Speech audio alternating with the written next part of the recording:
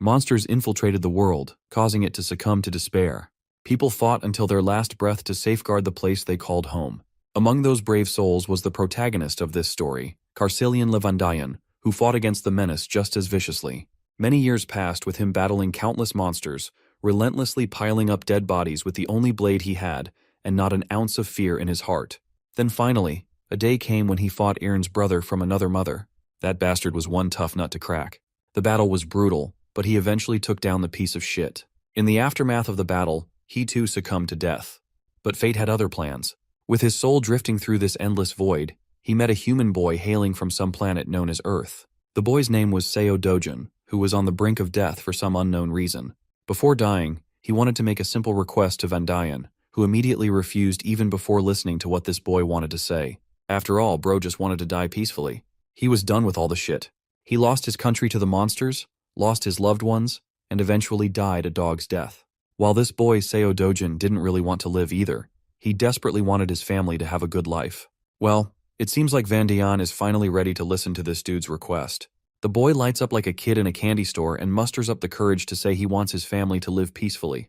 And so, our boy gladly takes on the job to protect this boy's family, and finds himself on Earth. Now rocking the body of that teenage boy Dojin, our guy is on a mission to infiltrate Namsan Gate, which is ranked C for obvious reasons. Only registered heroes are allowed to enter, so the automated machine keeps blaring at him to scan his ID card, which our guy obviously doesn't have. He simply crashes through the guarded and authorized building to enter the gate, triggering the security alarm blaring about the infiltration. Once inside, he starts walking around trying to find monsters to smash. That's when he stumbles across a party of heroes, folks who have official licenses and permission to be there.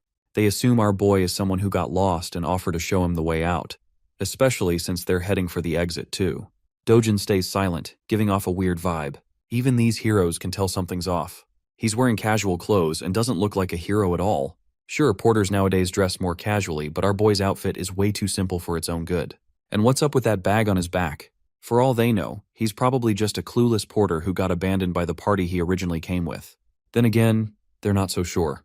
Dojin finally speaks up, acknowledging why they're feeling super skeptical, but makes it clear he came here on his own without any hero's party. Hearing this, one of the heroes sighs, understanding the reason behind our boy's presence. He has seen plenty of cases where people catch a hard boner to become a hero and hunt monsters after watching some flashy TV commercials.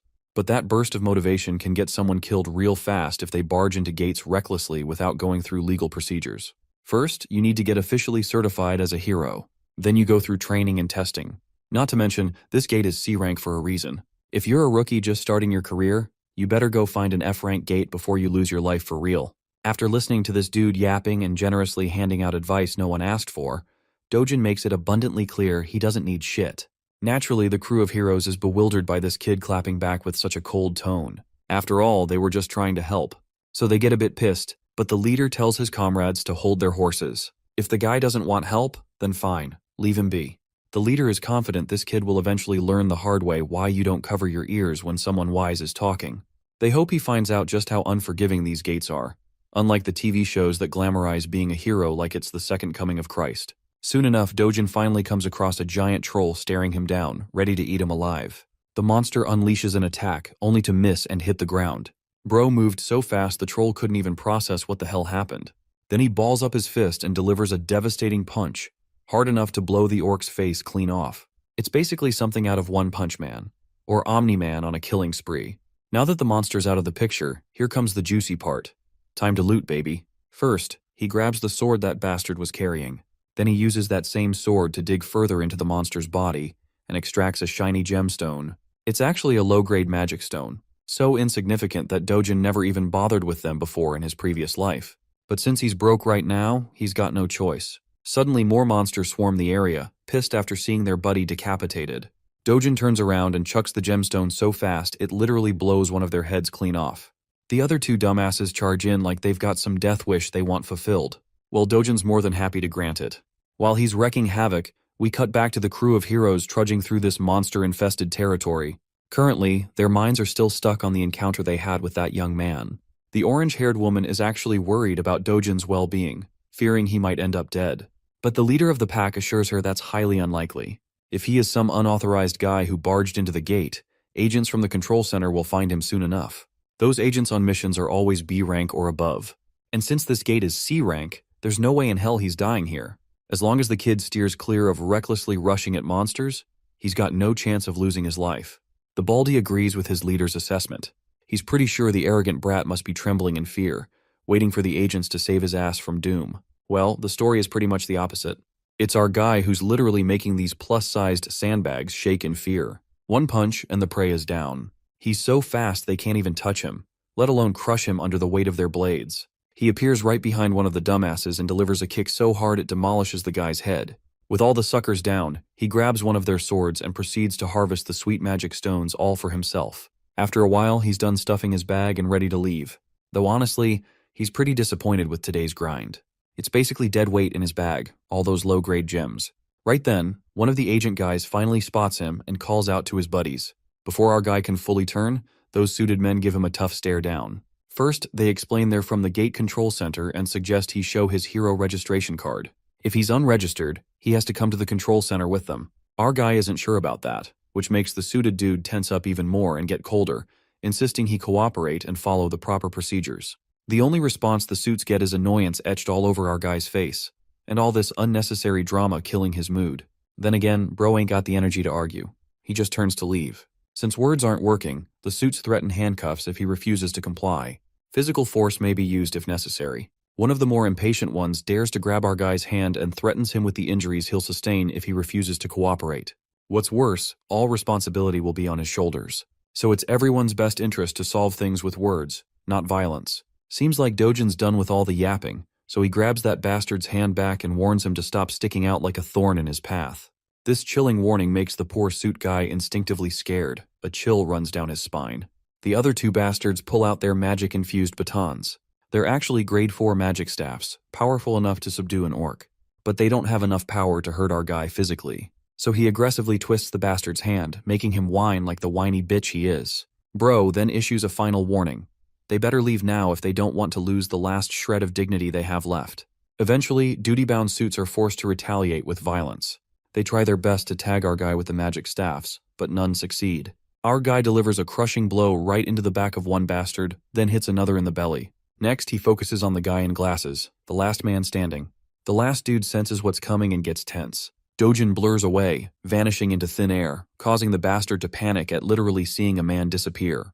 Then, out of nowhere, comes a sneaky punch right into the gut, making the bastard stagger backward in pain. Seems like Dojin is tired of all the bullshit and agents chasing him, so he finally starts thinking about registering as a hero after all. The agent assures him that as long as he avoids shady or illegal stuff, no agents will be out hunting him. Dojin then questions this thing called a rift, a question that completely throws the agent off. Quick context on how this world operates. There are multiple passages connecting to another world where strange monsters live. These passages are scattered across the world. The gemstones harvested from monster corpses are used as new energy sources, making them highly coveted. Because of this, the government oversees these passages to maintain full control over each one. Every government-controlled and open passage for heroes is called a gate. Passages that aren't controlled or enclosed are known as rifts. Back to our boy, who finds it ridiculously annoying that these suits follow him everywhere, accusing him of trespassing no matter which gate he passes through. The poor agent explains that if an unregistered hero enters a gate without permission, the control center is automatically notified, and agents waiting nearby are dispatched immediately. Since our guy is thinking about entering a rift, the agent makes it clear these aren't as easy to access as any gate. Trespassing into a rift results in a strict punishment, no warnings, no plea deals. Dojin isn't interested in hearing any of that, so he grabs the poor guy by the face and throws him aside like a trash bag. By now, the poor agent regrets not calling headquarters. This shit's way over his pay grade. Before leaving, Dojin takes one last glance at the trash agent lying there, thinking about what a weakling this dude actually is. The weakling seems to have a fractured arm and is busy shouting threats, promising to catch our boy and put him behind bars. The scene transitions to Seoul, Gas and Digital Complex in Gyeongcheon District. This giant building is now known as the Hero Complex. Here, all trades related to magic stones or anything found in the gates go down. And nowadays, this place is busier than ever. Dojin can be seen heading toward one of the stores that deals in buying and selling magic stones. Upon entering, he's greeted by this Gen Z bastard, busy scrolling through brain-rotting Insta-reels. When Dojin says he wants to sell some magic stones, the cunning shop owner immediately starts preaching about his business, claiming this branch offers the highest prices to their clients. He even goes as far as saying they're the best in the whole country. Dojin finally puts all the low-grade gems smeared in monster blood on the counter, causing the store owner to put on this sour expression like he just got boned from behind. He's seriously grossed out by all the blood stuck to the stones. Regardless, he doesn't complain and moves forward with the transaction. Dojin is asked if he wants some coffee while the stones are being processed. A little while later, he is sipping coffee while the shop owner carefully cleans the blood off the stones. Afterwards, the owner calculates the total amount due. There are 12 low-grade magic stones, 16 medium-grade ones, plus 5 upper and lower-grade stones as well. After deducting a 40% commission, Dojin is set to receive around 5.5 million won. Well, our boy isn't too comfortable handing over 40% as commission. It just feels unfair because he did all the hunting and wasted his time. So how the hell does this bastard think he's entitled to nearly half the money? The shop owner proudly claims he's being generous, charging only 40%, especially since every competitor in this business charges 45% or more. He's so confident that he even offers Dojin to take his stones back if he doesn't like the price. After all, no one else will offer more, or at least that's what this bastard claims. Our guy ain't falling for that trap and starts stuffing his precious stones back into his bag. Seeing his tricks aren't working, the bastard grabs Dojin's hand before he leaves and demands compensation for the appraisal and the coffee he drank. It's 30,000 won for the appraisal plus an extra 10,000 for the coffee. Not to mention, all the blood he had to wipe off ruined his expensive towel. With everything added up, Dojin supposedly owes the guy around 350,000 won. Dojun isn't giving in to these unreasonable demands, no matter how hard this crazy bastard pushes. Seeing nothing's working, the bastard stoops to street-level tactics and threatens Dojin with the C-class heroes he has as his guards. Right then, those big guys barge in through the back door, asking why they were called. If anyone's causing trouble, they're ready to deal with them. Dojin in response shoots a sharp glare at the bastard, who stares right back with the same intensity. A while passes, and the scene cuts to the terrified, sweaty face of the shop owner, who had been acting cocky like he was the main character. But he got a reality check when Dojin took down his 3 pigs, without breaking a sweat, making it clear who the real MC is. My guy then walks up to the counter and smoothly negotiates the commission down to 1%, no questions asked. We all know there's no arguing when someone like Dojin is staring straight into your soul like that. So the deal goes through, and Dojin walks out with a fat stack of cash for the haul he collected with his sweat, or rather, his fists. His grandma and sister are both in total awe at the huge amount of money. Grandma even suspects Dojin is pulling a fast one with fake bills. But the guy quickly clears that up, saying the money came from lending cash to a friend who started a business that ended up doing really well. Grandma isn't sure if her grandson even has a friend like that. He tries to convince Grandma with another lie that it was a childhood friend. Eventually, Grandma stops asking questions, at least the big ones. Meanwhile, Dojin's sister is super proud of her big brother for making their family rich. The doting brother pats her and gives her hope about the luxury life they'll be living from now on. The little girl just jumps around happy to be rich. Watching her so happy, Dojin realizes he's actually making progress fulfilling a promise he once made. He remembers the words of the owner of the body he's possessing, whose one dying wish was for his grandma and his half-sister Yoon to live safe and happy lives. That poor guy disappeared right before Dojin could say anything, and when he woke up, he had become Seo Dojin. Now his only mission is to make sure this little family lives safely and comfortably. For that, he wants to buy the safest house in Korea, which currently costs 110 billion won. For him, making money won't be an issue as long as he gets his original strength back. This world shares a lot of similarities with the one he came from, the one that was destroyed. The only big difference is that rifts, gates, monsters here are all marginally weaker than the world he once saw fall.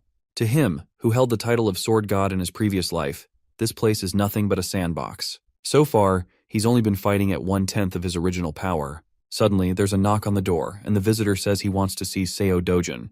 Bro stands up and decides to answer. As he opens the door, he finds 2 thugs standing outside. These guys are here to claim a debt Dojin owes, an insane 48 million won. Seeing this, Dojin's sure these are loan sharks. The real Seo Dojin borrowed money from before he left this world for good. Though it was supposed to be just 5 million won originally for his grandma's hospital bills, these guys are charging crazy interest to demand 10 times the original amount in no time. They know he's been making money through gates lately, so they want him to cough up the cash since it's all documented in the contract. But the only repayment these bastards get is a jaw-busting punch right in the big guy's face. That single punch sends the poor thug flying, leaving his partner with his jaw hanging in disbelief.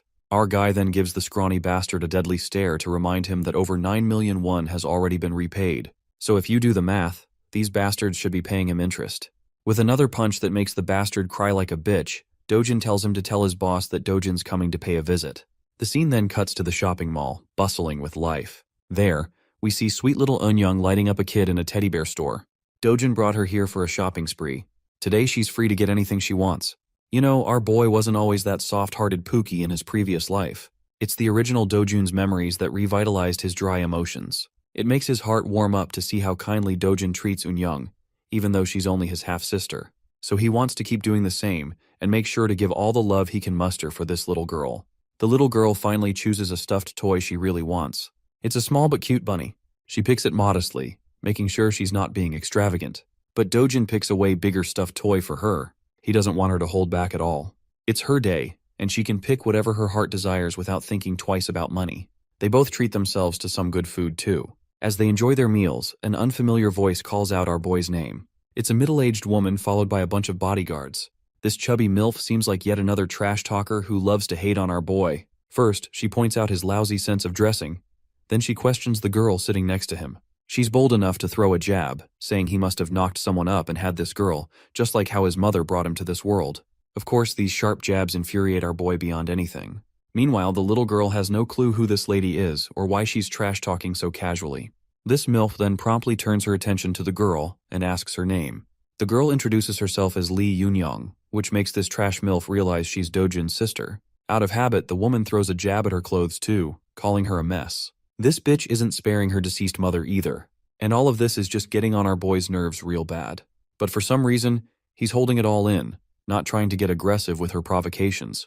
Even this MILF is pretty astonished at how Dojin is keeping his composure, not falling for her traps. So this bitch decides to go one step further. This fat piece of work is bold enough to ask a child the meaning of harlot. Well, that's the last straw. Dojin snaps and calls her an ugly woman who belongs to a tribe of orcs. Of course, the woman is left wide-eyed and mind blank after getting caught off guard.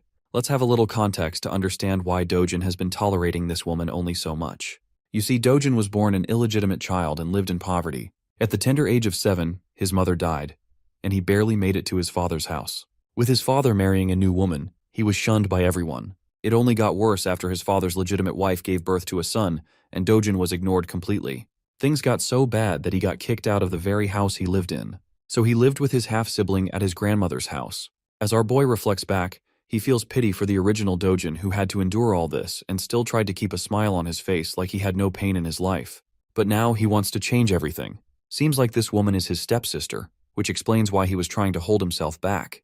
But he won't tolerate her no more. He recalls how he shared a roof with this orc of a woman, and she's just as disgusting as ever. Not only is her personality messed up and her appearance orc-like, she's also dumb as hell. He further crushes her spirit by dropping brutal bombs on how she's a wreck with an inferiority complex. That's the only reason she projects her insecurities onto others by calling them ugly. She's just a gold digger obsessed with others, and that's the real truth the world should know. As he continues to crush her under his sharp jabs, the entire shopping mall watches them like they're the center of attention. The orc lady is totally annoyed and about to lose it, but then Dojin's stepmother walks in. Seeing her mom, the orc lady approaches her like the whiny bitch she is, complaining how this kid just shut her down with words. But this mother is aggravated to see her daughter whining like that and shuts her up with a cold glare. Not gonna lie, bro's got one heck of a stepmom. At first, I even thought the orc lady was his stepmom. The hot mama turns her attention to our boy and greets him with utmost grace. She's inviting him to come back home and hang out for some fun. But Dojin knows all too well that this facade his stepmom is putting up is fake. After all, she's the one who caused the most misery and unrest in the 12 years he lived with them. The woman continues reminding Dojin of things he never wants to remember, triggering his PTSD and making him go full serious mode. With a tone colder than your mother's jokes, our guy tells this bitch to get the fuck lost. That's a major slap to her dignity, being shit-talked by someone younger than her. She just twirls around and leaves with the last bit of dignity she has left. For real though, she wasn't expecting him to clap back so sharply. She's left wondering if he's the same guy who would just lower his head even when she slapped him for no reason. Her bitch of a daughter follows along, with their bodyguards also following the both ladies. Honestly, these guards played the perfect role of mannequins in this ordeal. Let's shift our attention to our boy. Seems like these two girls totally ruined the time our duo was having. So our boy decides to be on his way too. The way he reacted to his stepfamily was intentional. He wanted to make one thing clear. The Seo Dojin who couldn't even speak up for himself is gone. It's high time his trash family realizes that. We then cut to a Mercedes zooming down the road. Inside the car, we see both the trash mother and daughter. The daughter is pissed at her mom for just walking out quietly instead of putting Dojin in his place. As she vents her frustration and curses our boy for the humiliation they suffered, the mother orders her manager to answer why Dojin is still alive. While Baldy has no clue how this dude is alive, it doesn't match the reports. The woman blares at the top of her lungs about the bullshit this man is spouting. How the heck could he be alive if they made sure the job was done and clear? The poor guy assures her he'll look into the matter again and make sure this time the job is executed properly. Meanwhile, the trash daughter has no clue what her shady mother has been plotting all along. She's rattled hearing talk about killing and dying. Eventually, the mom poses a question to her daughter, wondering if she has feelings for Dojin. This catches the fat pig off guard, making her blush and flustered. Actually, she's worried about Dojin dying because if grandpa or dad find out, they're gonna be in serious trouble. The mother grabs her daughter by the mouth hard enough and drills her to stay the hell away from her business. The mother is dead set on claiming Dojin's life, with no plan to spare him, especially not after how he dared to talk back to her. Getting rid of him is the best revenge she can think of. A decade ago, the world took a turn to chaos with the appearance of the Rift. This terrifying dimension gave birth to monsters, spawning from the portal, armed with the objective of slaughtering humans upon sight. Their terror didn't stop. It was ceaseless, and eventually demolished the world, scarring it with destroyed cities engulfed in flames. However, just like the appearance of the dark forces, there came the emergence of the light in the form of valiant warriors called the Heroes. With their emergence, the first discovery of mana stones was made from the dead bodies of the defeated monsters. Back to the present, Dojin's going somewhere, reflecting how mana stones quickly shifted the world's dependence from traditional energy sources. Because of their key role, countries decided to center their attention towards the emerging rifts, basically claiming priority over them so they could extract resources. With the current state of the world in motion, all of its industrialization is completely reliant on the concept of gates and the dependence of heroes.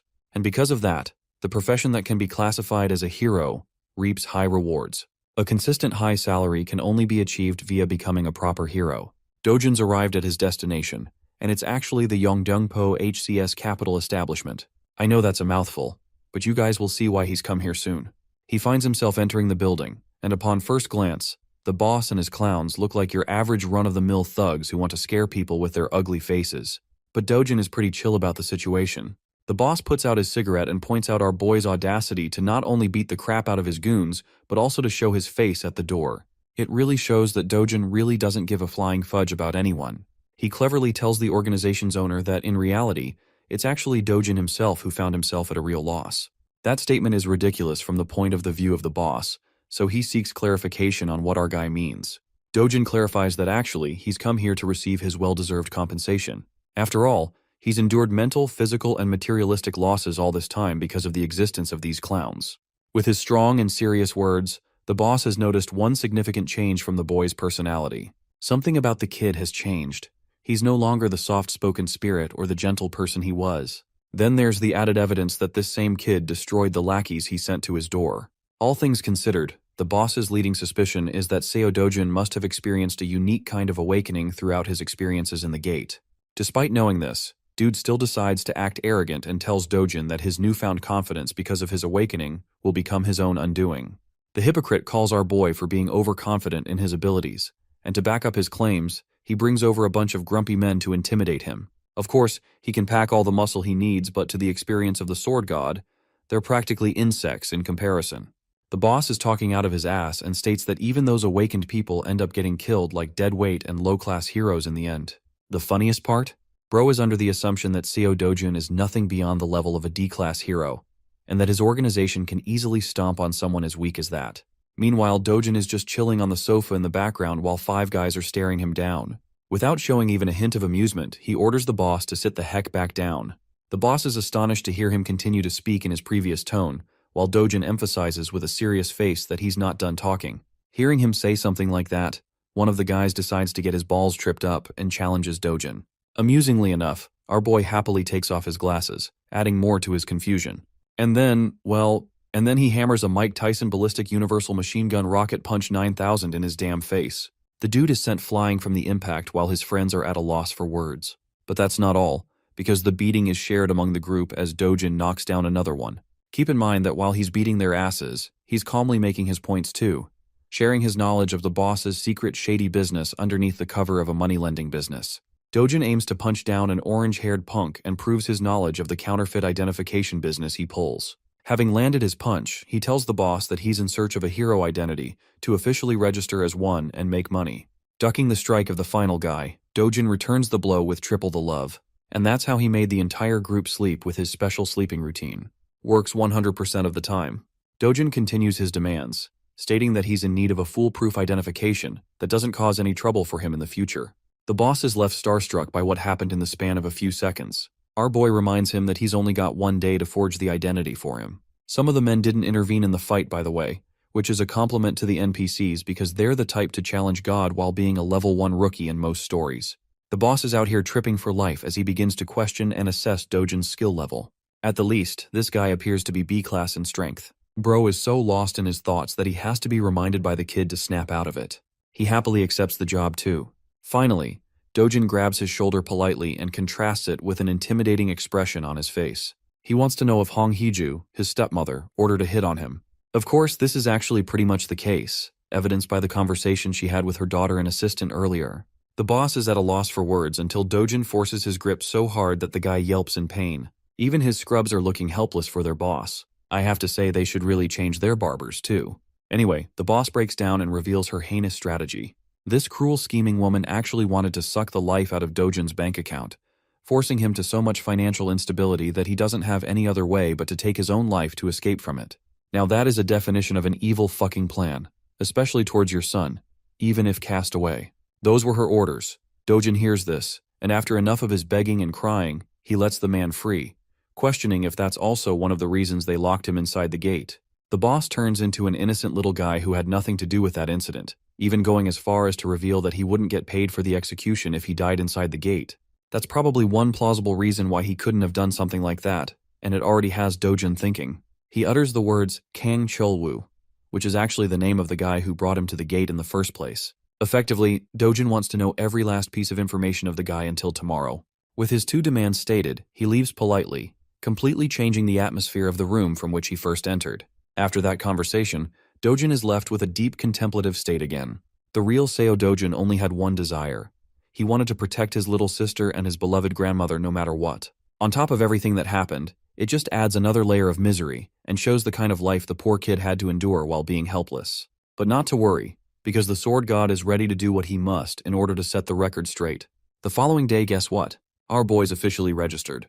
And he's also got a B rank rating, which is convenient, unlike all the other stories where the main character just has to be at the lowest possible rank for style points. Tapping the card on the machine, he proves the card's legitimacy because it recognizes his identity into the system. However, it warns him that the rank is still lower than the dangerous quest he's about to take. This is actually pretty annoying to our boy, who thinks that maybe he should have peeved the bastard to assign him a higher rank so that he couldn't run into these problems. Despite the system's repetitive warnings not to enter the gate far above his level, Dojin doesn't give a damn and goes anyway. Let's talk about the specifics of the Night Island gate. It's actually just a B-rank gate, but the logic doesn't mean a B-rank hunter can survive it. Heroes are always recommended a class higher than the gate rank for mission safety. Anyway, the scale of the dungeon is considered rank D, which means it's spread out and will be difficult for solo hunting. The good thing, however, is that it's in the form of tunnels, which means to some capacity, solo hunting won't be that hard for him this time. Because of the gate's scale, it is highly recommended that an A-rank hero take on the task. But the words risk and danger don't exist in our boy's dictionary. If anything, the worst that could happen is that he'll have to face off against an entire fleet of monsters in a narrow tunnel with little to no room. Dojin smiles at his first opponent, which is a giant serpent with a chaotic purple aura. For most heroes, this would be a sign of terror, but for him this is a sign of good luck, as he prepares his gauntlets to get the battle started. Oh, and by the way, the serpent has a bunch of its friends too, and their tongues remind me of the Alien movie. Anyway, they do their best to attack, but it's pointless because our boy is such a killing machine that he snatches and collects the mana stones like the monsters never even existed. The Black Killing Viper is a class of monster that is known for its hyperactive paralysis poison that can knock anyone down even with the slightest contact. With that in consideration, Dojin charges to propel himself at bullet speed and launches full swing. In a short span of time, he's about to slice and dice the creature all over its body, splashing blood until he severs the monster in half. With the creature defeated, Dojin notices his equipment. The gloves he purchased are ensuring the poison doesn't get in contact with him, and for the price of 300,000 won, they're holding their ground. Returning to the hunting session, Dojin turns his attention to 4 more of these ugly limbless lizards and begins blasting right through their heads with his powerful speed. More and more blood splashes out until the vipers are sent to the afterlife. Dojin stands there, busy searching for a bunch of magic stones by clawing from the monster's flesh. To his disappointment, there isn't any magic stone around. But this is according to the rules of the previous or the original world, and in that, these monsters only have a drop rate of 3% for mana stones. This means that he's got to hunt down at least hundreds of them for good loot. Walking his way along, he discovers Mr. Bonehead. You might be thinking it's the boss, but Dojin's got a different opinion, and as he asks the oversized serpent if he's the boss monster, because definitely the snake will answer like a good friend. Anyway, Dojin thinks it's a good thing this big guy appeared because he won't have to worry about getting lost anymore. Spiraling into an immediate strike, he plans to end the battle quickly to return home. But then, an unexpected thing happens. Despite having successfully landed a brute strike, his punch doesn't have any effect on the creature. Bro just gave him a tattoo on the head instead. While he's in the air and unable to dodge, the creature bashes him into the wall with its tail. Dojin sits there having crash landed. It probably gave him a reality check about the boss monster's strength, I think. The creature whips out its poisonous fangs and hisses at him like the average girlfriend when she's hungry. The creature attempts to bite him down, but luckily he evades the attempt. Using the momentum of his evasive maneuver, he bolts right back into motion with a powerful punch that connects with the creature's body and leaves more cracks against its hard shell. From this second attack, one thing has been made clear to him. The boss monster has an unusually tough exterior, making it a greater challenge than the rest of the vipers he disposed of. The shell is so powerful at his current level that he can't penetrate with one strike alone. This reverses the situation on him, making him question if he should aim for a different battle strategy. At his original strength, the sword god would mop the ever-living floor with this beast. But then suddenly he notices something. It's the sword of the warrior who lost his life fighting the boss. And now you guys are about to know why he's called the sword god and not the fist god. Even though the weapon is extremely worn out after the fight, he grabs hold of it, believing that a sword is only as competent as its wielder. With that knowledge in mind and the blade armed in his hand, he walks towards the monstrous snake. The creature propels itself forth to strike him down again. Bursting with incredible speeds, Dojin responds by going high up into the air, proudly declaring that the creature should be honored that he's going all out to kill the beast with a sword. Despite the sword's condition being crap, this guy literally unleashes so many flashing cuts in the span of a few strikes that it leaves the snake's body eviscerated. The serious fight turns into a funny conclusion with the snake dying in the background while our boy's sword is reduced to dust. It's a good thing he wiped the creature out while it was still holding on.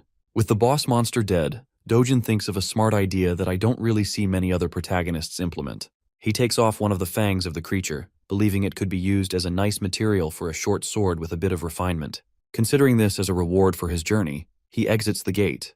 By the time he's exited the gate, it's already a starry night outside.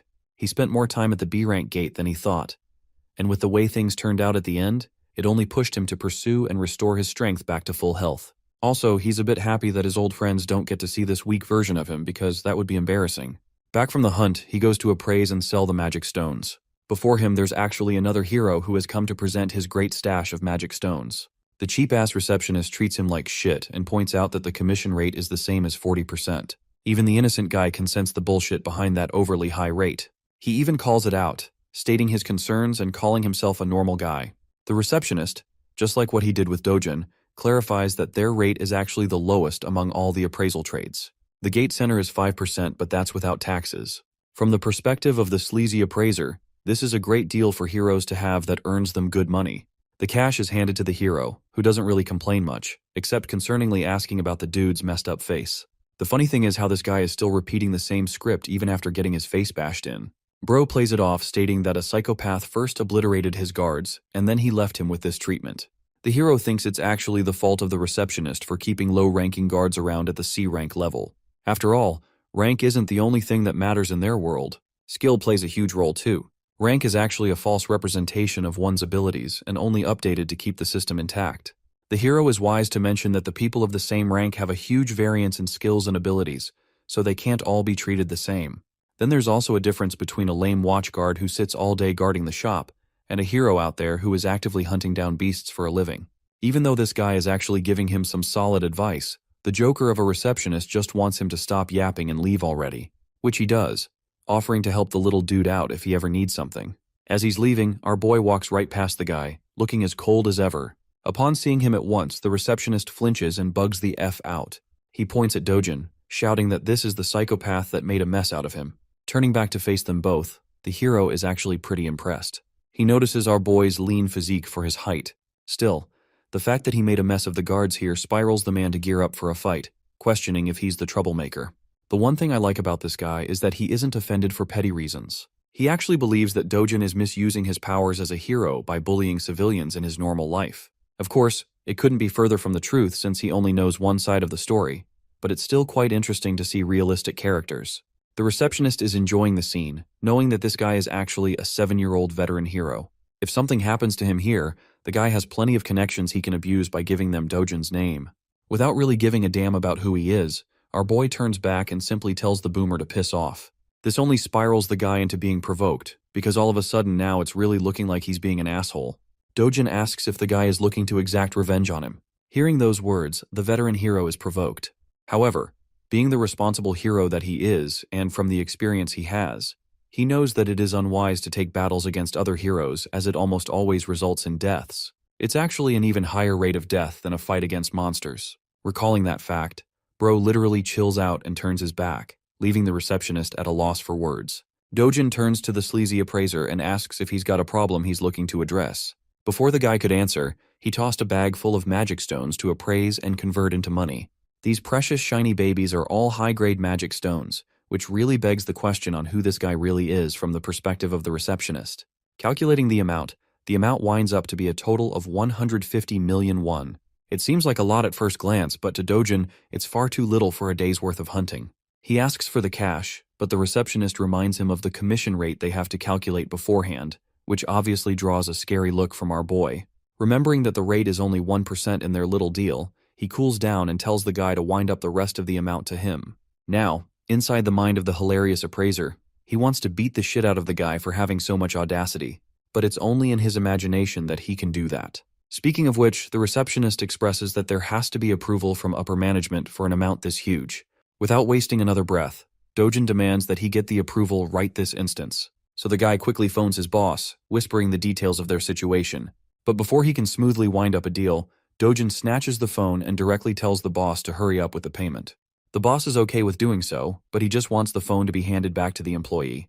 Returning it with pleasure, Dojin accidentally, or should I say intentionally, smashes the phone into the wall. The employee is shivering at the sight of his smashed device, as Dojin instructs him to quickly prepare the money now that things are cleared up. And that's how the receptionist prepared numerous bags full of cash for the transaction. By the end, the guy is left devastated at being forced in such a way.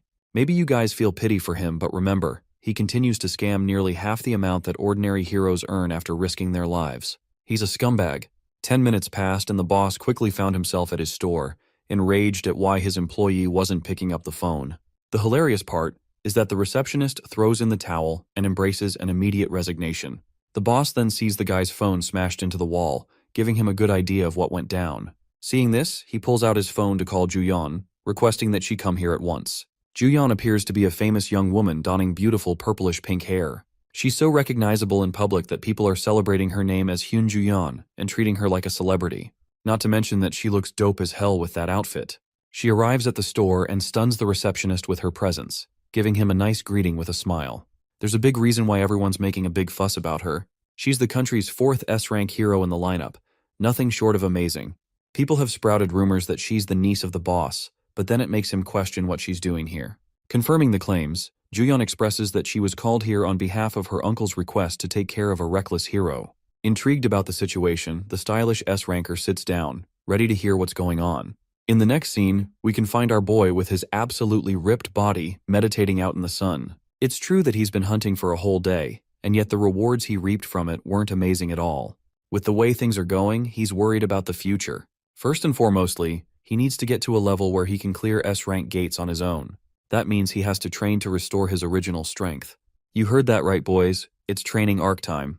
Dojin's biggest challenge in this current life is that unlike the previous world, the mana density of this one is thin. That means that even if he does his best to gather mana with his current rate, it will take 3 years at the minimum to come close to his original strength.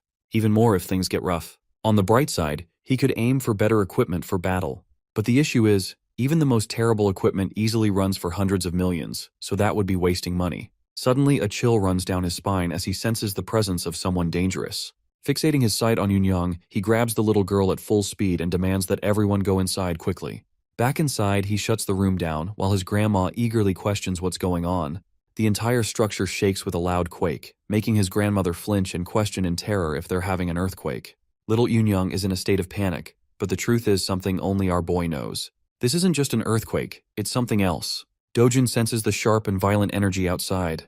A rift has just cleaved open into their world, and it just so happens to have manifested on top of their house. Rushing to take care of the problem, he tells his loved ones to stay inside as the situation outside is dangerous for them. At full speed, he cuts into the entrance of the rift, where the last thing he hears is the cries of his grandma and his sister calling out his name.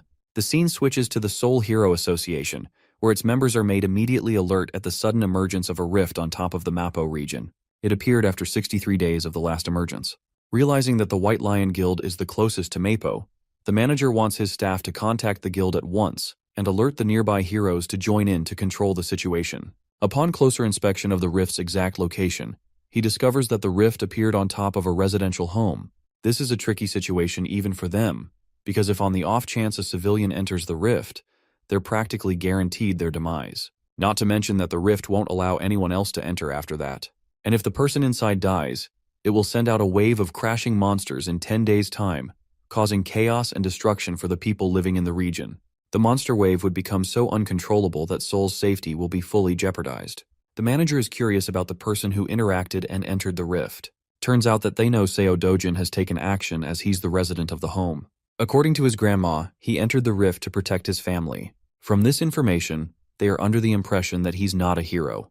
And that complicates things because the chances of an ordinary civilian returning from the rift is next to impossible. This causes the entire staff to feel despair and helplessness for the situation, as they can do nothing. In the next scene, we actually find Dojin's pissed-off stepmom annoyed hearing the news of his new awakening. She can't believe her ears.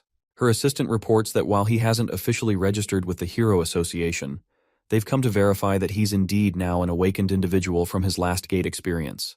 This makes her frustrated because Kang Cheolwoo was supposed to finish the job, and instead it only made her target even stronger. Going batshit crazy, she smacks her fist on the table, questioning why the hell they couldn't just manage to kill the guy on their own. The fact that they also took money for executing a failing job is also a reason for her to get angry. Roaring at manager Lee, she declares her frustrations with Kang Cheolwoo by sending him a message. If he doesn't kill Dojin personally, he'll owe her 10 times the amount in return. But to her surprise, her assistant surprisingly reveals that they may not even require contacting the guy anymore, sharing the discovery of the new rift just on top of Dojin's house. Having confirmed that he entered the rift, it's clear-cut that he won't be making out alive. Hong Hee-ju is happy to hear the news and the implication that he won't make it out alive. She calms down, appearing normal for once, and tells the assistant to assess the situation until they get more news. As for our boy, he's just arrived in the rift's domain. It's a forest. In fact, it's the same forest that he once used to enjoy his youth in while resting. The forest of Patiswa is exactly the same in its reconstruction down to the very last details of how he remembers it. Even the rich mana inside carries the same weight.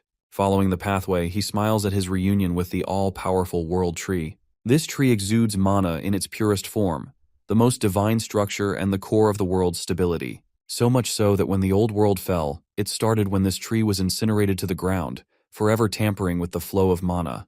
However, in this rift dimension, the tree is fine and just how he remembers it. Though he's unaware of the cause, one thing is for certain. He has a chance to reclaim the mana he lost by absorbing it from the tree. Meditating underneath the excellent flow of mana, our boy is getting his strength clearer and clearer. He spent more than 3 days sitting exactly like this, forgetting to eat or drink or tend to his bodily needs. 10 whole days passed, and all he could focus was on harmonizing his breathing. By the end of the 10th night, trouble came looking for him and disrupted his meditation. These alien-like creatures are called the Bulkina, and they've come to burn the tree just like how they did it in the past. Only this time, our boy is there to prevent the tragedy from happening again. The creatures lunge forth to attack him while Dojin regrets being unable to have a water element sword to knock them all down with ease.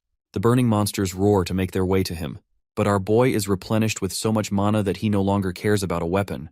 He is the weapon. And those hands are rated E for everyone.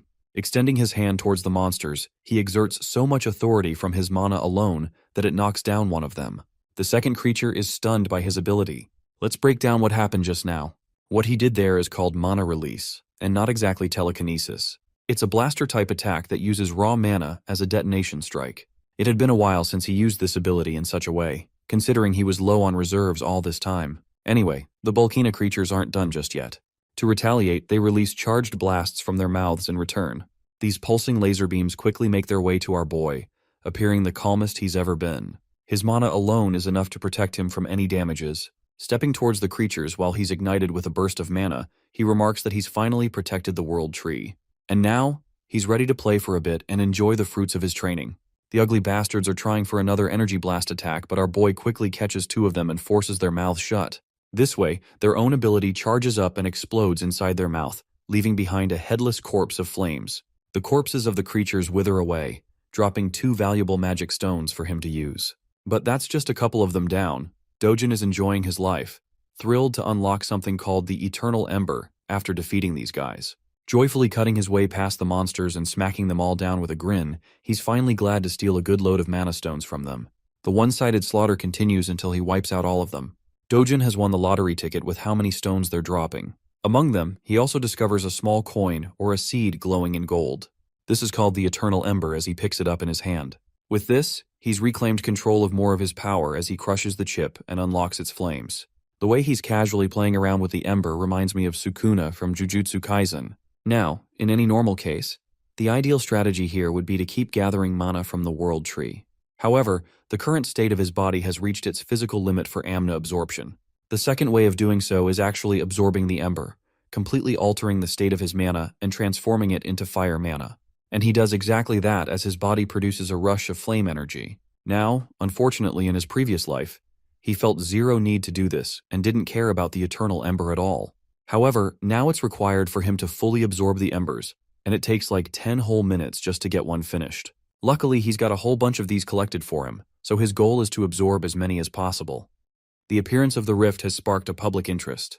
The reporters are all gathered around our boy's house while agents and association staff are protecting the place. Bang Seonggu is pissed off because of one guy's arrogance to enter the rift prematurely.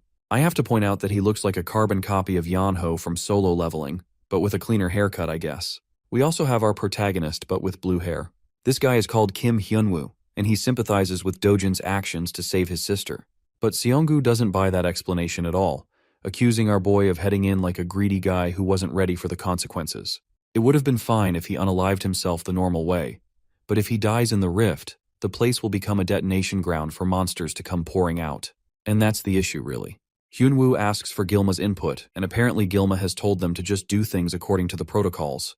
Hyunwoo questions the recent emergence of rifts popping all over the world in various countries like the US, China, Switzerland, Turkey, and the UK. That's one reason Gilma is having a hard time managing so many rifts all at once. This kind of phenomenon doesn't really happen every day, and yet some of the nations were able to easily contain the threat with ease. But for South Korea, they're out here pissed as hell because their situation could very well turn into a disaster because of one guy. Seonggu is so pissed that he wants to beat the crap out of the dude who went in and is begging for the rift to throw him out. Speaking of the gargantuan purple gate, 28 days have passed since its first appearance. The same goes for the number of days Dojin has spent inside. Now, the Hero Association is afraid and has already cautioned the threat as a level 1 wave. Dojin's identity isn't revealed to the world just yet for privacy reasons, but they're calling him Ordinary Person S for now. While the rest of the world is clueless about Dojin's identity, the boss of the money-lending organization catches on quickly and connects the dots. Even his assistant confirms the report to verify the information of his involvement. Kim Myong-gu plays as the right-hand man to the president Hwang Chang-seob. Chang-seob is curious and wants to know Dojin's chances of survival to make out in one piece. Yes, I said the thing. As a ritual of this channel, the One Piece is real. Moving on, the assistant is pretty damn certain that an ordinary person has roughly less than 1% chances of survival. But the mere mention of Dojin being treated as an ordinary person carves an amusing smile on Chang-seob's face.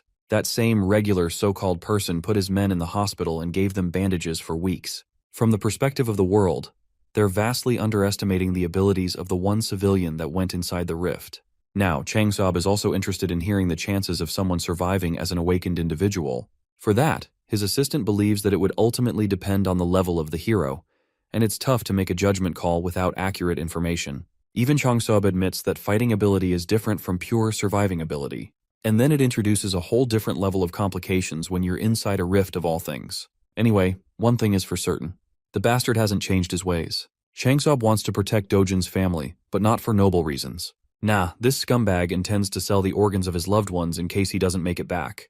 And even if he does, he's gonna pin the blame of debt on him for taking care. This guy's the embodiment of a leech. The scene transitions to the mesmerizing world tree. Here, our boy is going full speed into his training arc as his body is now thriving with flame mana. He doesn't even know how much time has passed, but he's been grinding by absorbing hundreds of the firestones. With this, he's acquired so much fire mana that he can use it and manipulate it in any way he deems fit. Not to mention his resistance to the flames has increased as a side effect.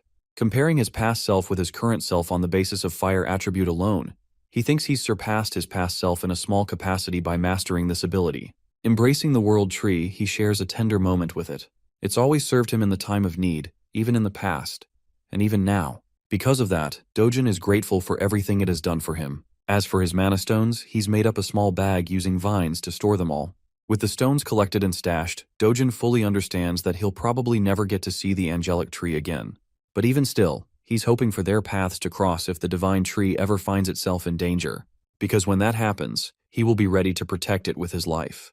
Now, I don't know about you guys, but I really enjoyed this gentle scene. That night, Dojin finally steps out into the outside world, emerging from the rift as a whole. Luckily, he doesn't sense anyone to be around, suspecting that most people probably thought he already died inside and that a monster wave would pop out at any time. However, he does detect the presence of someone strong nearby. Deciding to chase them down, he rushes to find the source. Shortly afterwards, he stumbles across the two agents. One pissed off and the other relaxed, both Hyunwoo and Seonggu from last time. Now he understands that these guys probably represent the association from their outfit alone, which means in the off chance he gets caught, things will get really problematic. To combat that issue, he whirls up a ball of flame and chucks it into the air with a forceful lunge. That attack winds up finding its way across the building, resulting in a loud explosion upon detonation. Both Hyunwoo and Seonggu were on red alert the moment they heard the crashing sound. Realizing that it's actually fire, they decide to chase after it. There, they discover a bunch of people standing in horror. Seonggu questions what the hell is going on in the chaos. Meanwhile, our boy is impressed with his flame powers so far. Its precision is good, so it will do him wonders.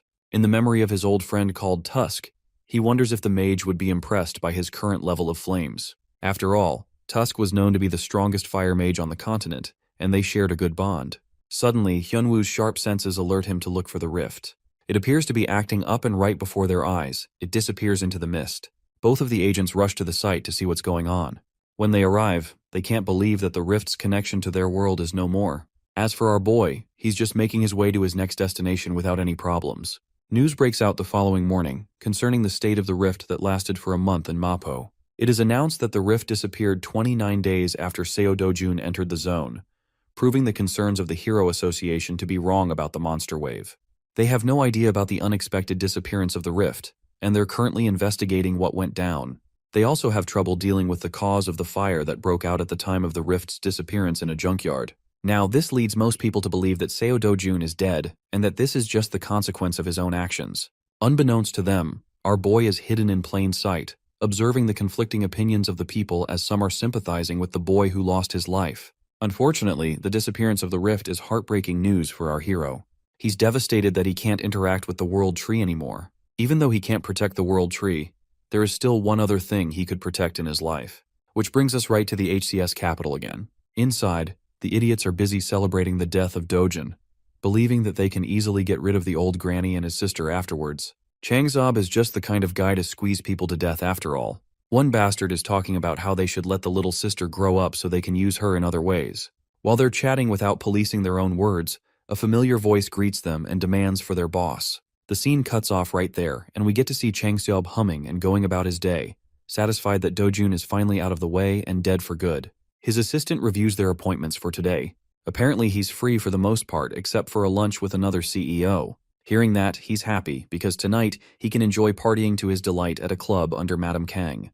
It's basically senseless chatter, until he steps into the building and as he's climbing stairs, he finds his men being tossed around like playthings.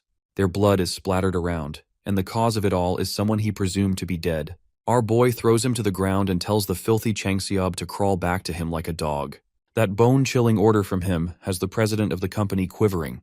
Our boy acts like the real leader of the group and assumes his place in his chair. He then repeats his command to the ignorant Changseob, who is still processing the weight of the shameless order. Without wasting time, he crawls like a dog. Ruthless as ever, Dojin then orders him to bark as he deserves to be treated like an animal. His loud and clear utterance of the command has Chang Seob whining in humiliation. It takes a second for him to bark successfully. But our boy is not satisfied at all. Our boy personally makes sure to make an animal out of him by forcing him to bark repeatedly for everyone to hear. The president is reduced to being less than human, just like the people he treats. Dojin points out that scumbags like him only act obedient on the surface, but end up backstabbing you right when they find an opportunity. Declaring his filthy name, he chillingly tells the man that his life has plenty of experiences dealing with second-rate humans like him. Pleading and begging for mercy, Chang Seob is prepared to serve like a loyal dog if necessary. But Dojin has heard enough and whips a heavy slap across his face. Just that much force is enough to knock the wind out of the guy and spurt out blood. His assistant watches the scene unfold until his name is called. Dojin addresses him as the new boss of the company and recommends that he stop working under a bastard like him. Knowing that these guys are so ready to stab people in the back, he orders the assistant to kill Chang Seob with full permission. Of course, it's a task too heavy for a competent servant like him. He apologizes and objects by stating that their leader has a lot of connections, so things will get really bad if he's the one appointed the boss instead of Chang Seob. On behalf of him, the assistant pleads to Dojin to spare the guy just one more time. However, Dojin doesn't want to play around with simple words in front of them. He suggests wrapping Chang Seob's body in a barrel and removing all evidence by shoving it in the endless ocean. After all, it's just one of the things these guys excel at doing. Seeing as the boss's servants aren't willing to oblige, our boy takes a different approach with them. Dojin threatens the entire group that he'll toss everyone in the gate as monster food if they don't carry out this order. Yeah, the mere mention of that has Chang Seob reduced to a pathetic mess. He can't take it anymore and keeps on begging for his life, promising that he won't ever betray and will always serve under Dojin. Now, this puts the hero in a bit of a contemplation. Although he could kill off Chang Seob right here and get rid of all his issues, something about him has changed in this life. Admitting it himself, Dojin has grown softer compared to his merciless past self. So this time he agrees, offering the guy a hand. I just know Chang Seob is about to become religious as heck after this, praying to God that he doesn't get on Dojin's nerves again. He goes on to shake the hero's hand, promising to serve unconditionally from now on. But wait, something is strange. Why is his hand engulfed in steaming hot flames? Yes, though Dojin has gotten soft, he's still ruthless. Looking at the man dead in the eye, he reminds the scumbag that it's his final chance indeed. Dojin then proceeds to rip his hand off clean, reducing it to a charred paste. By the end of the meeting, he walks away, ignoring the agonizing cries of the president. He does leave them with a final warning. If even a single one of them tries to get in the way of his family again, Dojin will personally ensure their deaths. As for their new job, they are forever deemed responsible to protect his family for the rest of their lives. Now that's how you handle traitors. Officially speaking, the man known as Seo Dojun was just a blip in existence that vanished along with the rift. In reality, he's actually dining in the local McDonald's. The government, Hero Association, and all kinds of media outlets quickly moved past him like yesterday's news. They all treated the civilian who entered the rift as a dead man. Even if he came out and told the world that he was alive, no one would buy it. Furthermore, surfacing after a solo rift mission would only bring headaches and trouble his way. That subdued dog, Huang Chang Seob, is currently helping him find a new and suitable house so he can afford to move leisurely for the time being. Dojin finally got the chance to feed his sister some delicious fast food. He also informed her of their plan to move out to a better neighborhood, and she could not be any happier. She can now go to kindergarten like kids her age and enter elementary school the next year. When the topic of school came up, little Yunyang's mood took a turn for the worse. Dojin was alarmed. He is used to slaughtering abominable beasts, but coddling a kid is not in his arsenal. He was taken aback when her sister confessed how other kids tease her for being an orphan. Hearing his adorable sister's plight broke Big Bro Dojin's heart.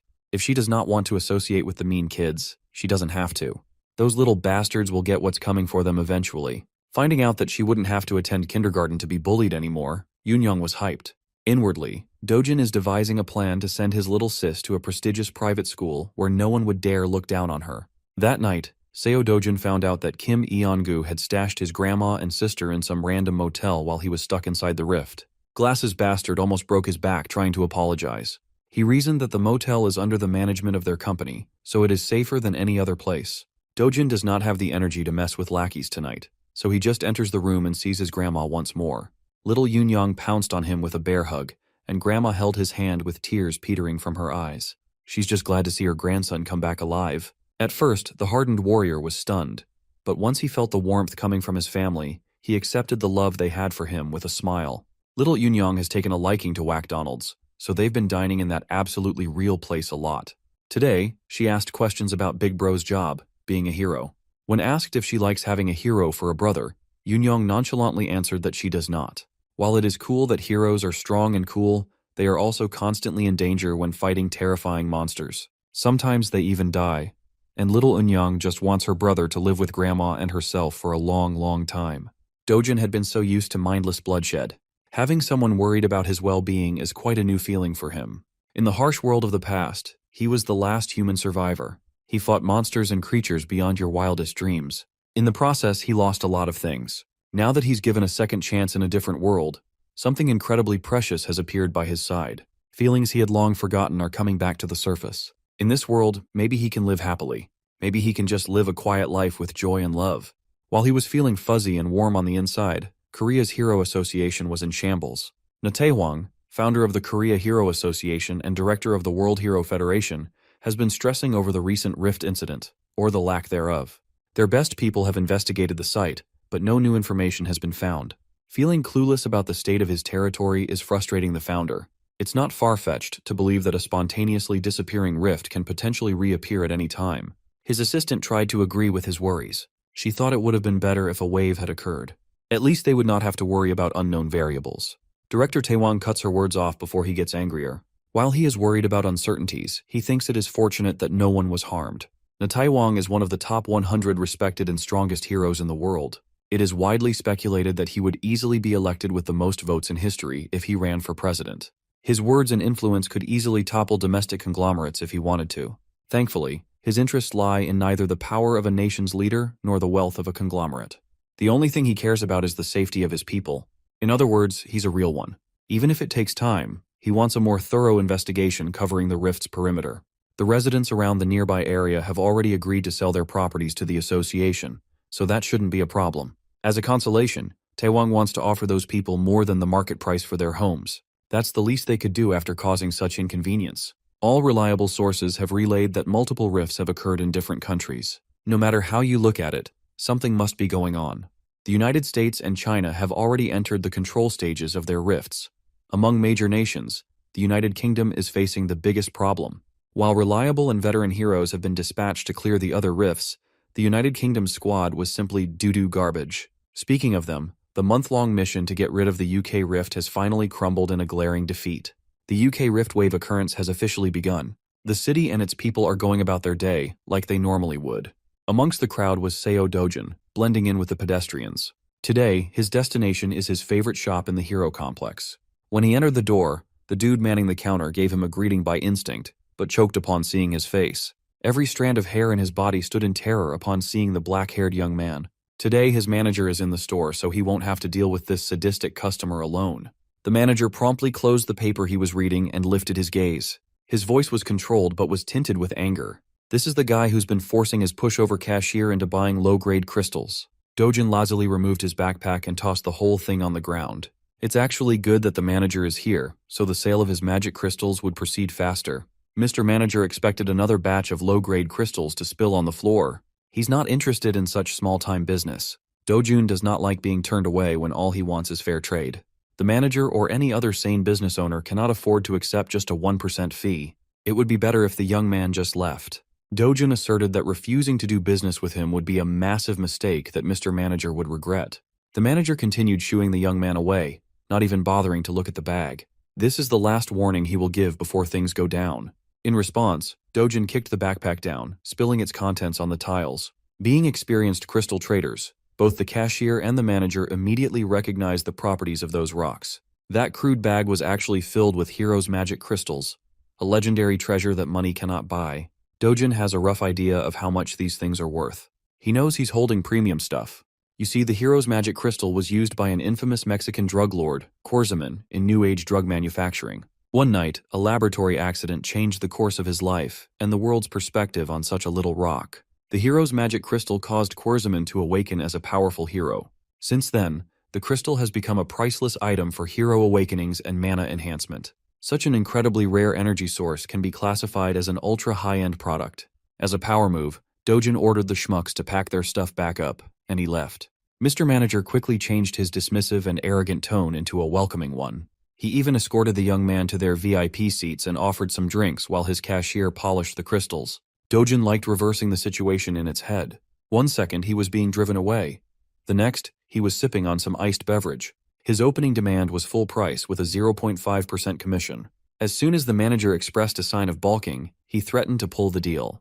In prior trades, Dojin agreed to 1%. Now he's lowering that already abysmal rate even lower. Frankly, he's just doing that out of annoyance. In response, the manager lowered his head and tried to give the sincerest apology he could muster. Well, Dojin is tired of hearing empty apologies. They can either accept his rate or he'll take his business elsewhere. It's that simple. At the counter, the cashier is inwardly cursing Dojin for being such a rude prick. Seeing that his acting wouldn't convince the kid to give him a bigger cut, the manager locked in and gave a lengthy lecture about magic crystal markets and pricing. Dojin doesn't have time to listen to such long-winded yapping, though.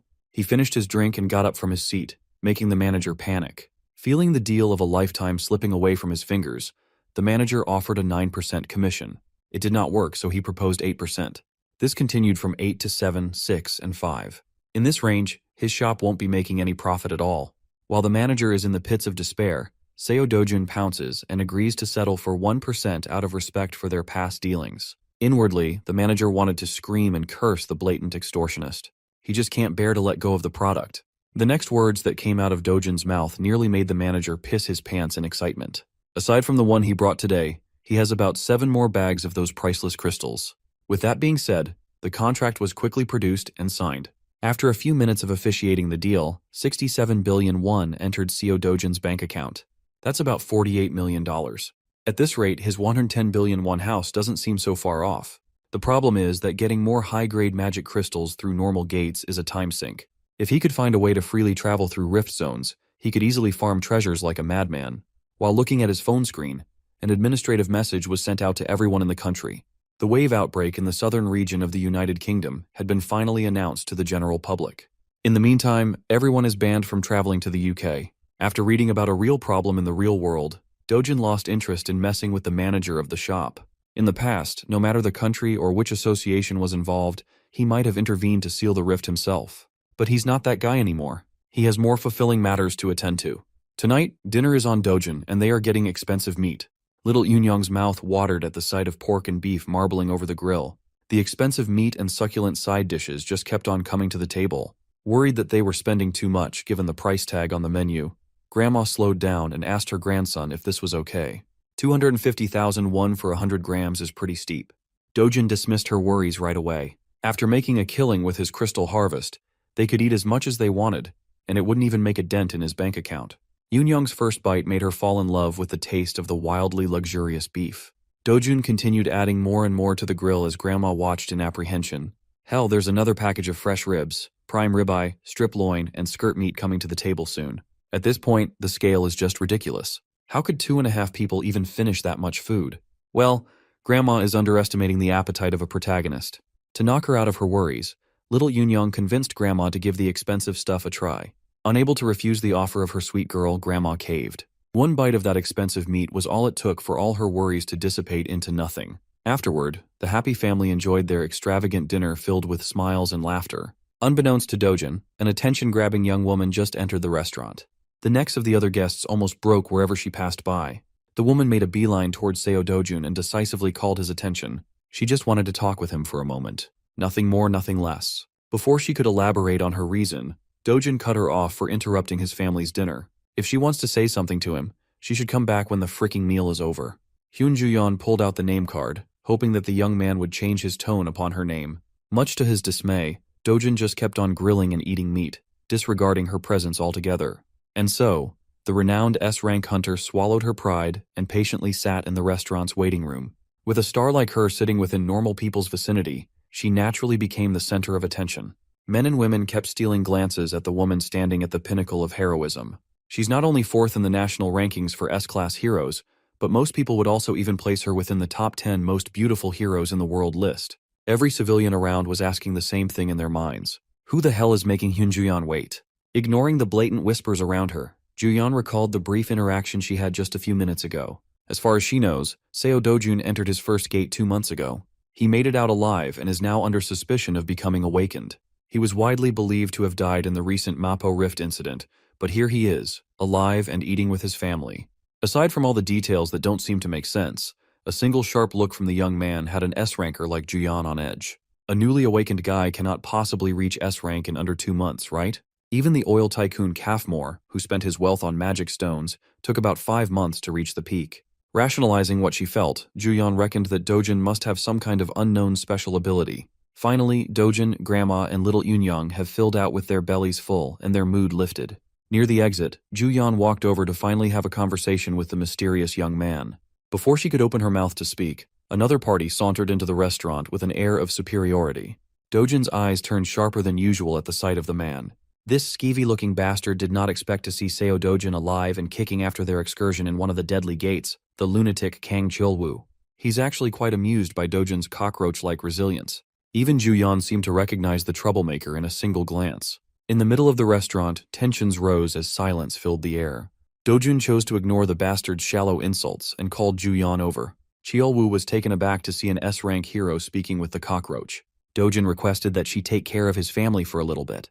All she has to do is flag a taxi so they can ride away and go home. It would be more convenient if they were far away while he collects an overdue debt with a mongrel. Thankfully, Hyun-Juyan is a very reasonable young woman. She did what Dojin asked and assured Grandma and the little girl that everything would be fine. She waved at them goodbye, but their concern was evident. Juyan awkwardly stood there as the taxi departed. As soon as they sped away from the restaurant, a resounding and crisp sound of slapping echoed inside the establishment.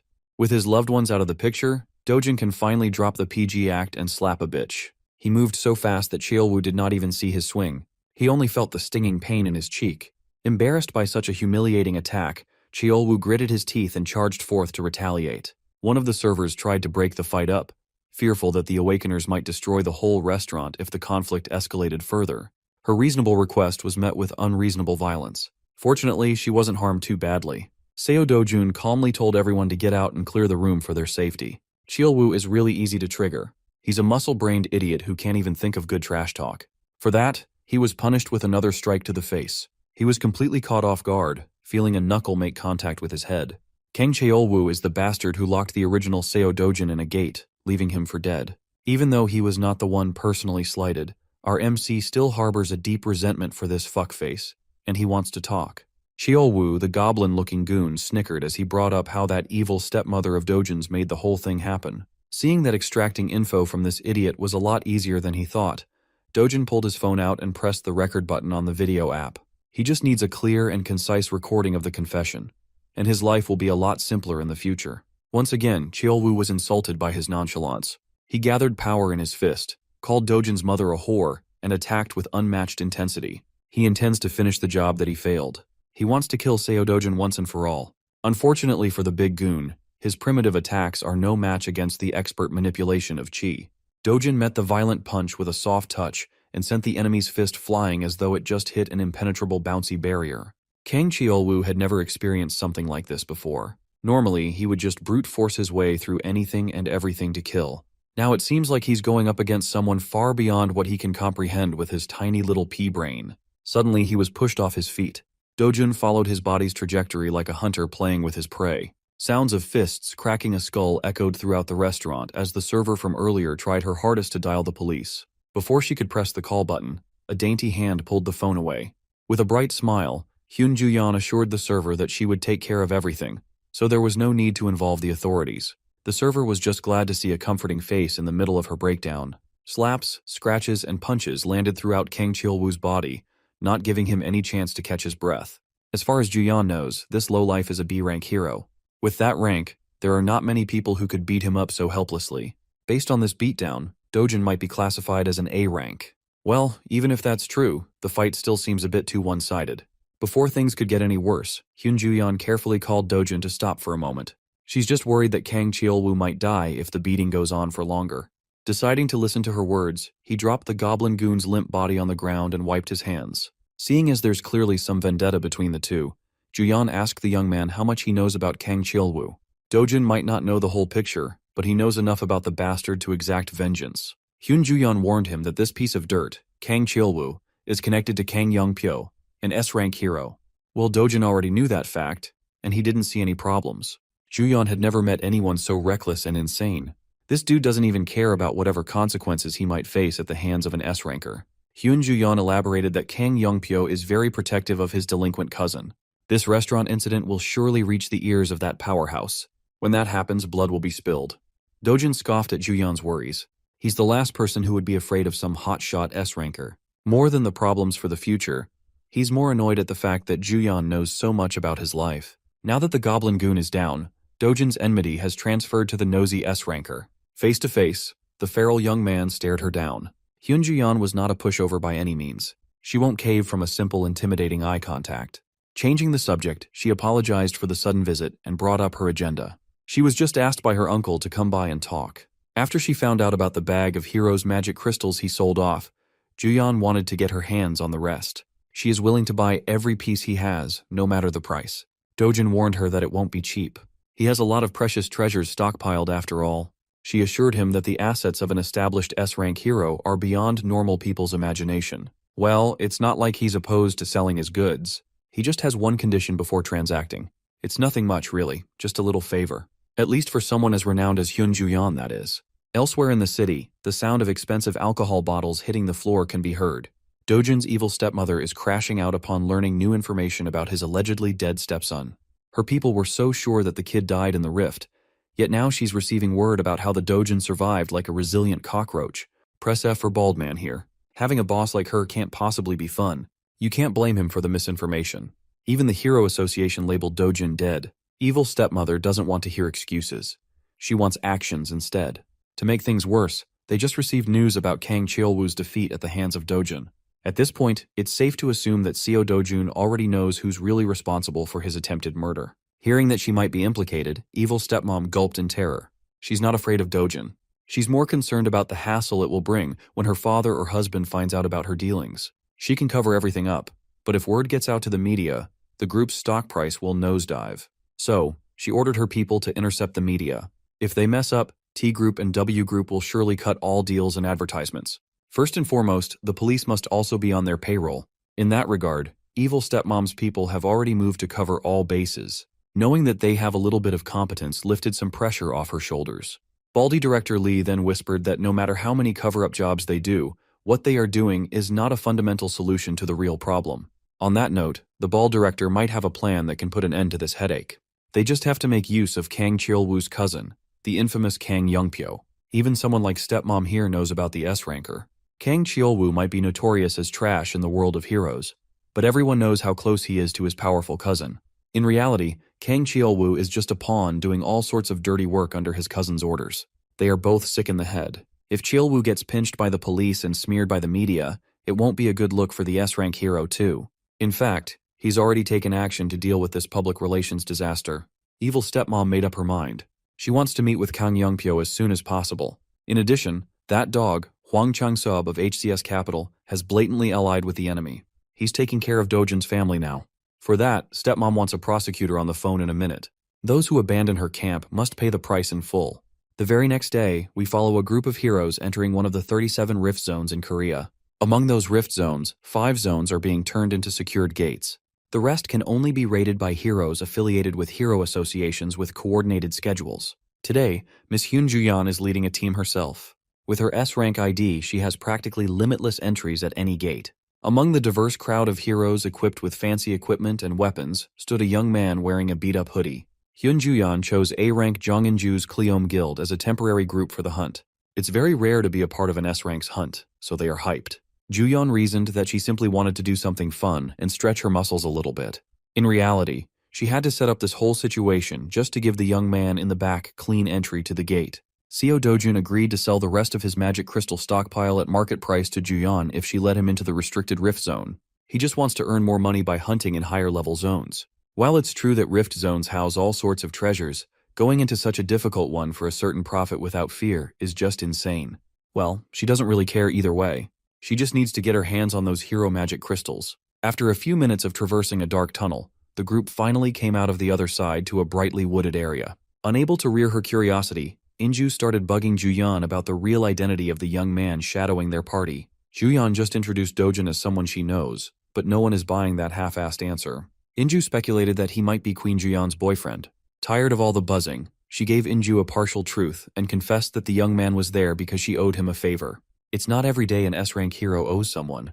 While the party was lost in their respective conversations, a giant shadow blotted the sun from above. Everybody turned their eyes to the skies and saw the beast. Being an A-rank guild, the Cleome heroes instantly responded by drawing their weapons and getting into their respective positions. The first encounter was none other than the fearsome cockatrice. Like the expert raider that she is, Juyeon took charge and barked clear and concise orders. Jinju and Doyeon are in charge of defense, while Sungho aims for the legs. Before she could finish assigning everyone their roles, a figure blurred as he shot past everyone.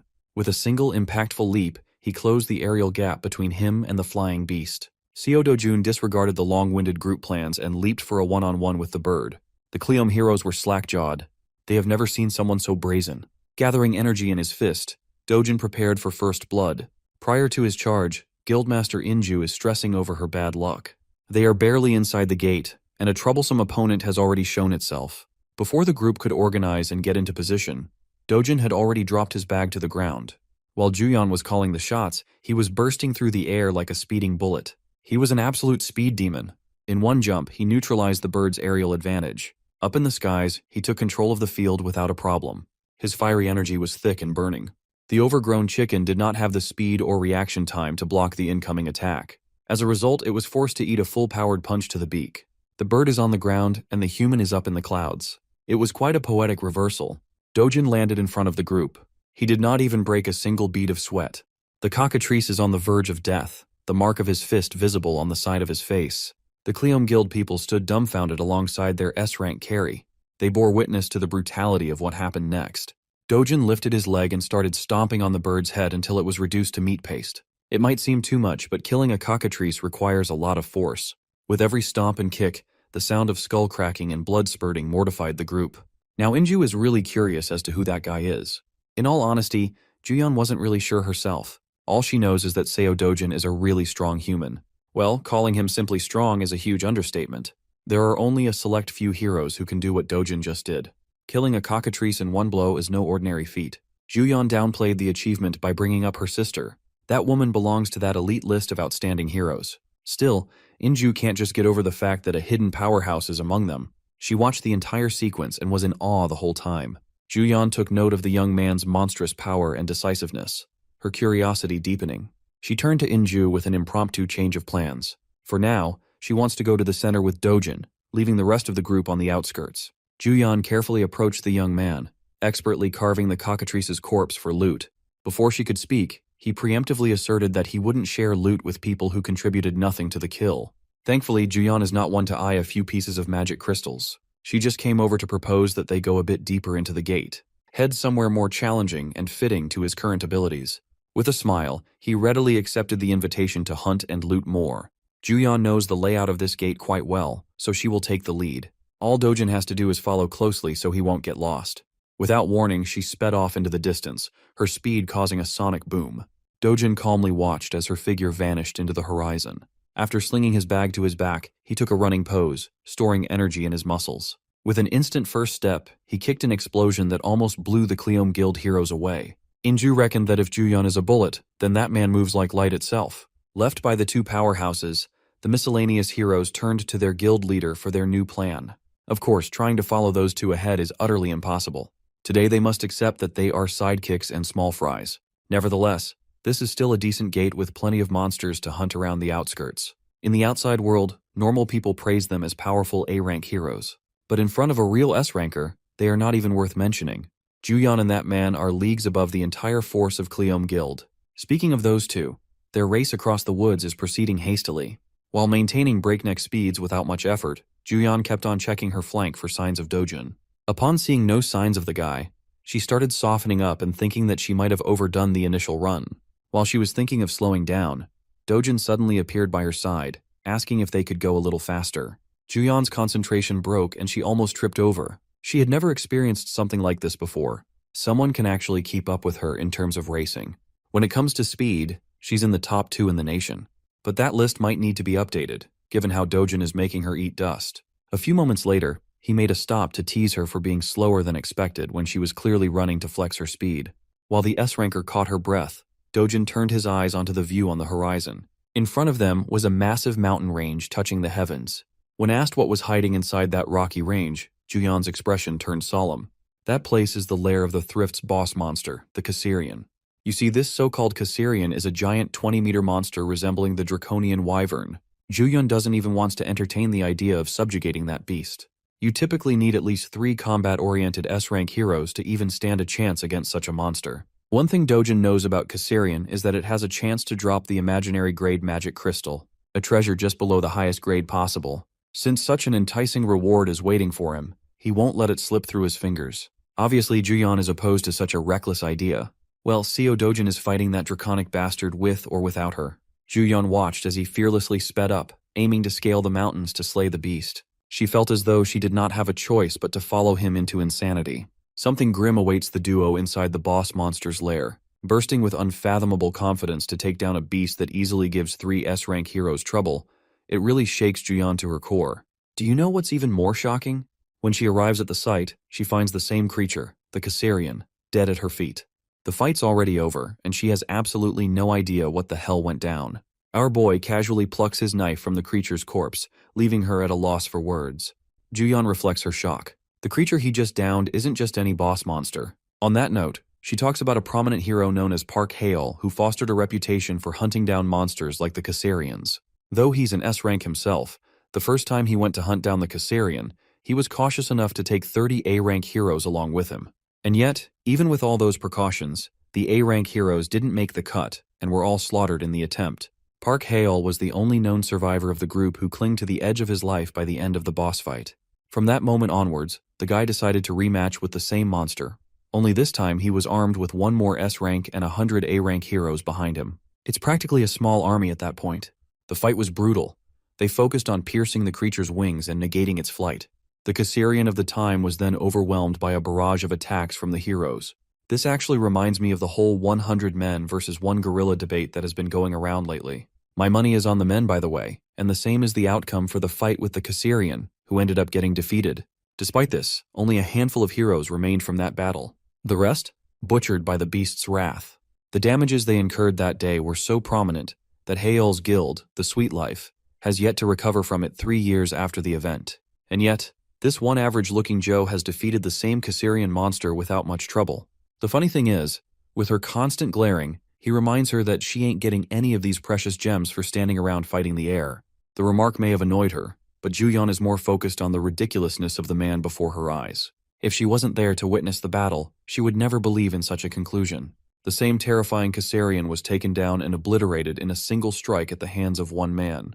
As for Dojin, my boy has successfully harvested the awesome-looking magic stone from the creature's body. He stares at it and tells her that he no longer cares about having an escort to guide him.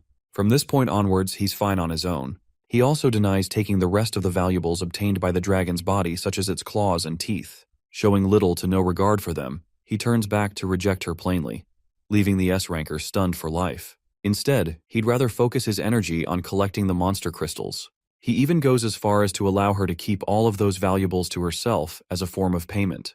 Juyeon takes a look at the creature for a moment and reaches the conclusion that she also doesn't need anything from the beast. It's evening now, and the rest of his group is shocked that one guy managed to collect 3 bags full of magic stones. It's an unbelievable sight even for the competent A-rankers. For their guild to have obtained the same amount, it would have taken them a minimum of 20 hours. And from the quality of the ingredients, even more than 3 days. It begs the question about the man's identity, and they're all staring down at Juyeon, who brought him along in the first place, and yet appears just as confused as them. Based off of Juyeon's own words, the A-rank guildmaster can't fathom how Dojin was able to beat the Caesarian without any proper equipment. With this accomplishment alone, he stands at the top of the hero ranks in Korea, unparalleled in his might. They really just said our boy is built differently. The A-ranker even thinks that he might be the strongest in the entire world at his level. It amazes her. Speaking of the guy, an exhausted Dojin returns with more bags on him. With just 1 day of hunting, he's already collected so much stuff. At this point, the group is starting to think that no one will believe them if they reported this to the outside world. Dojin's godlike power is the definition of insanity to accept. Speaking of which, they're explicitly told not to drop a word of what happened here today in the outside world, something they have to ultimately accept. The gorgeous S-ranker walks up to our boy and talks about a bunch of things. From a distance, it looks like they're a couple who is flirting with each other. But that's only in the eyes of their group mates. I guess they're trying to convince themselves that this is the start of a ship. They also think that he's the only guy in the world who looks like a proper fit for Juyeon, especially considering their monstrous strength. The funny thing is how the A-rank guildmaster quickly realizes that these guys aren't the perfect couple she envisioned them to be. Instead, it seems like they're having an argument from the looks on their faces. She can't believe that there's a guy in the world with the ability to talk down to Juyeon of all people. The shocking thing is how Dojun hands her a bag and leaves quietly without saying another word. It astonishes the guildmaster even more. As for the state of the backpacks and the contents inside he collected, Juyeon states his own words. Turns out that Dojun fears the possibility that he'll become an overnight celebrity if the outside world learns that he killed the Caesarian. Since that is a clear issue for him, he drops the responsibility of it upon her shoulders. Hearing his decision, it leaves the both of them baffled for words. But the irony in all of this is that the law of manifestation ends up turning true, and Juyeon gives birth to a curiosity to explore more about this mysterious young man. Girl is in love. Over to a different location, we get to explore more about the famous S-ranker mentioned earlier as Yahello. He's out here going beast mode on his punching bag. His assistant is in awe of his training because it seems like he's bursting out in rage. As mentioned before, he's the guildmaster of Sweet Life. The assistant helps him calm down, reminding him that a little bit of endurance will help him go a long way in these difficult times. Even the guildmaster agrees with that idea, believing that those who underestimate him will eventually suffer his wrath. And before long, there will come a time where everyone will be admiring his strength as the most powerful guildmaster. His assistant goes on to bring up Yahello's streak of hunting down Caesarians, which sets him apart from others, even going as far as to say that his name will be etched in the history books as the hero who defeated the Caesarian with the smallest squad. The funny thing is, that title will never be overtaken from Dojin by anyone unless Stephen Hawking steps out of the grave and pulls a miracle. The guildmaster shares his enthusiasm with the assistant, going on and on about his own achievements. At the same time, their guild has been suffering major losses compared to what it was 3 years back. And yet, the only thing that gives him a smile is the knowledge that he's the only one capable of best defeating the Caesarian, a fact seconded by his one-eyed servant. On topic of discussing high-ranking heroes, the scene switches to Kang Youngpyo's office, who is currently reading a report on Dojun's eventful evening with Cheolwoo and how he annihilated Youngpyo's cousin. Even though Cheolwoo's intentions were to lock the guy inside the gate and trap him for good, a plot twist happened, resulting in an awakening. Also, the client that has tasked them to take down Dojun is actually the executive director Hong Hee-ju, who is basically at the top of the wealthiest people in Korea. It doesn't make sense for her to single out a person as her target in front of Youngpyo's eyes. That's until he learns that Dojun is actually her stepson. Though the boy was welcomed into their family at the age of 7, the moment Hee-ju's biological child stepped into the world, Dojun was kicked out of the family. This fact makes Youngpyo amused as he points out that not even being wealthy can save you from being kicked out. Discussing the payment for the hit, he learns that they're being given 3 billion won for the job, which is tiny in front of him. And then there's the fact that Cheolwoo finds himself at the edge of his own life from his battle against Dojun, suffering numerous burns and bruises. What's even worse is that he completely lost his sight and has become a cripple for life too. It only adds to the ruthlessness of Dojun's measures, to the point even a guy like Youngpyo has to acknowledge his actions. And yet, Youngpyo takes delight in the fact that he would have made sure to chop his limbs off on top of smashing his skull. At first glance, you guys probably were thinking that he's saner than his cousin, but now it's clear why he's even worse. While discussing the scene of their battle, it is brought up that Juyeon was also there and allegedly helped out Dojun in some way. This actually surprises him and he probes for more information about the situation. He doesn't get what's so special about Dojun. Unfortunately, not even his assistant knows anything specific about the meeting between the two as the case was quietly shut down. Pissed the fudge off, Youngpyo grabs his servant and roars at him to do whatever he can to uncover the status of their relationship, suspecting that they may have formed a deal of some kind. The assistant, completely devastated by his reaction, runs away to investigate right at once. Youngpyo is left with a temper tantrum smashing things around, reflecting that Hee-ju's men will come looking for him to fulfill the job that his cousin failed to do. At the same time, he's more than happy to take on the job from her. After all, she's a wealthy woman with Andrew Tate's level of money, so it won't be an issue for the greedy scumbag. And now for the scene with our boy, who is returning home after the raid. From today's experience, he's more than glad to have spent his time in a rift rather than a gate for proper hunting.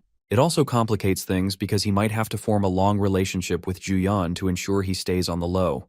Recalling their conversation, she straight up told him that people will become wary of her and ask around for the identity of the person who killed the Caesarian. Revealing them means inviting a lot of trouble. So for now, her plan was to store the valuables. And if he does want to become famous, she can happily reveal their existence to the world. In response, Bro chucked the bag to her to keep all the good stuff. It also means he's got to look for another method to go on and enter the rift zones, because relying on Juyan creates trouble for her. Still, tonight's sleep will be a good one as he'll get to rest in a luxurious house that Changseob arranged for him. But as he steps foot inside the house, he is alarmed by the many shoes right outside. This means some unexpected guests have arrived. Entering the room, he sees a bunch of suited men and their boss having a conversation with his loved ones. The guy looks like a more depressed version of Nanami from Jujutsu Kaisen, and he's just staring Dojin down like an eagle. Yoon comes rushing to greet her brother with happiness, while Dojin is baffled by the situation overall. Prosecutor Park Cheol-yong makes his identity loud and clear, pointing out the connection between Dojun and Changseob. Because of his relationship with the guy, Dojin is placed in an immediate emergency arrest on behalf of partaking in the money-lending organization that is run by the corrupt CEO of HCS Capital.